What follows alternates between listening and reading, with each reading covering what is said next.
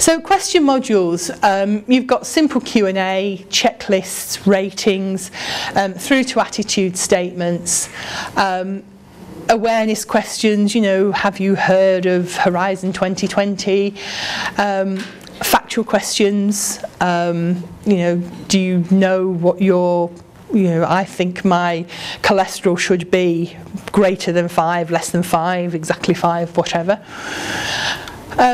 You can do it for likes and dislikes. That's very often the sort of thing you get stopped in the high street and asked. Or preferences.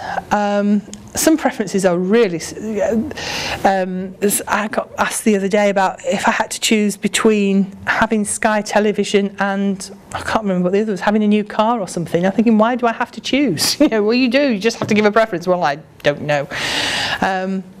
Again, that's usually... the sorts of stuff commercial companies do. There's a debate about where you put personal data. It's always a good idea to ask something about your respondents. You might want to know about their age, you might want to know their gender, you might want to know their ethnicity, you might want to know their sexual preference. You'd have to have a good reason for asking for any of it. And again, fashions seem to be changing. I was always taught put the request for personal information at the end, because if you ask too many boring, pointless questions at the beginning, there's no guarantee someone's going to go on through your questionnaire. So you ask your questions first and then collect your demographic data at the end. So think about funneling and filtering. Funnel approach is one that's often used in questionnaire design, and it starts off with very broad questions and then progressively narrows down until it comes to some very specific points. So you might sort of say things like, oh, people should have more control over the care they receive at the end of their life, people shouldn't have to die in pain, people should have as much autonomy as they need. And then you'd funnel it down to, I wouldn't want my mother to die in pain. I would look for a GP that would be sensitive to her needs at the end of life. So you start off really broad and you take it right down to the personal level. And again, when you look at some, particularly in the media, when you look at data, very often you can see how people use it and change it, and it is about the broad to the specific. So again, sorry to stick with the assisted dying example, but you will see people who are anti-assisted dying saying something like 78% of doctors are opposed to helping people die at the end of their lives, and that's true, depends how you avoid the question. But what it also doesn't say is a higher percentage of doctors would want to be helped to die at the end of theirs. So what doctors want for their patients and what they want for themselves are very different things, and depending on what side of the fence you sit on depends on which of the two questions you use in your promotional material. So how people use statistics is really interesting, and again, when you're developing your own stuff, you need to make sure that people can't twist what you're saying, but you also, when you're reading people's reports, you want to know, why are you telling me this, and what is it you're not telling me, and how are you choosing to present this data. Filtering, you'll have seen if you've ever done a questionnaire, it's used to exclude some respondents if a question sequence is irrelevant to them. So, do you have children? No, please go to question 30. You know, and the next 10 questions will be about having kids. So, question formatting is a difficult one. It shouldn't be, but because when you're writing a questionnaire, you're usually so close to it, and you know what you want to ask. You don't always think.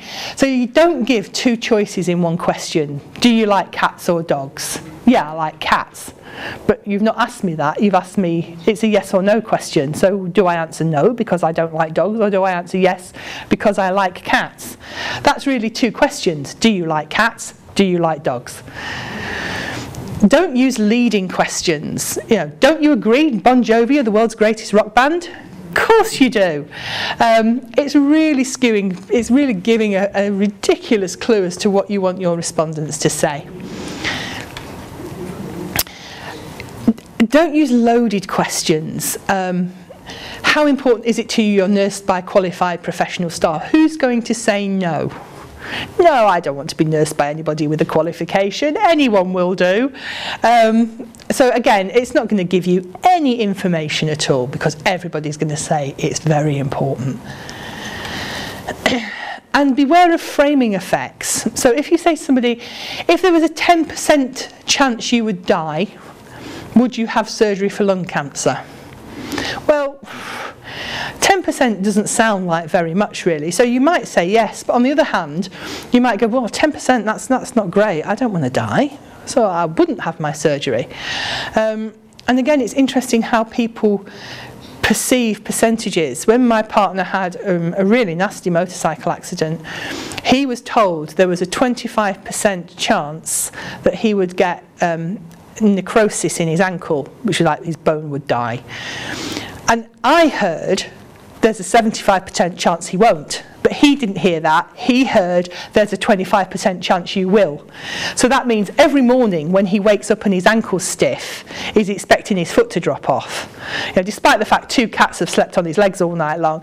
So it's how people perceive that, and what the reverse of that statistic is.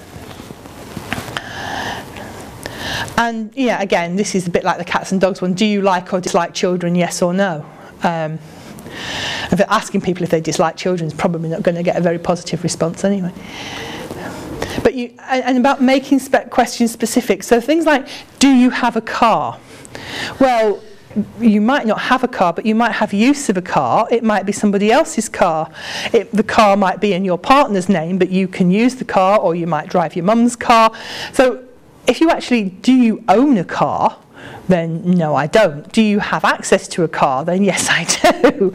So again, you have to make the question specific. Not necessarily so much because the participant will misunderstand them, but just because it might not give you the data you were hoping it would give you. So you have to really give some thought to this question formatting thing.